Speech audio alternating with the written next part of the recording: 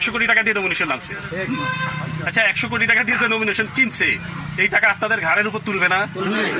আমার দলে 1 টাকাও লাগে না। আমার শুধু বলছে তুমি ঢাকা আসো। আমার তো এখানে প্রার্থী হওয়ার কথা ছিল খোদা অবস্থায়। আল্লাহ রোড অ্যাক্সিডেন্টে ওনাকে নিয়ে যাওয়ার পর আমাকে একদিন ডাকছে যে তুমি জরুরি ভিত্তিতে বীরগঞ্জে আসো, মিটিং আছে। আসলাম, আসার পর দেখি 2 থানার রকম সমাবেশ, নাম ঘোষণা করছে আর সবাই আলহামদুলিল্লাহ বলছে। কেউ মশাল মিছিল নিয়ে মিটিং করে মিছিল করে, কোনো গ্রুপিং নাই।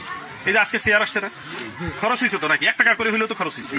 এই যে খরচটা এটা আমাকে জানতেও দেয় না, পকেট থেকে খরচ করে। কেন জানতে দেয় না? যে আপনি আপনাকে এই টাকা তোলার জন্য চিন্তা থাকবে। আপনাকে টাকা তোলার চিন্তা আমরা করতে দিতে চাই না এবং খরচও করতে দিতে চাই। আপনাকে সাথে নিয়ে আমরা এই এলাকার উন্নয়ন করব, এই এলাকার দুর্নীতি বন্ধ করব, ফলে খরচের টেনশন আপনাকে আমরা দিতে চাই।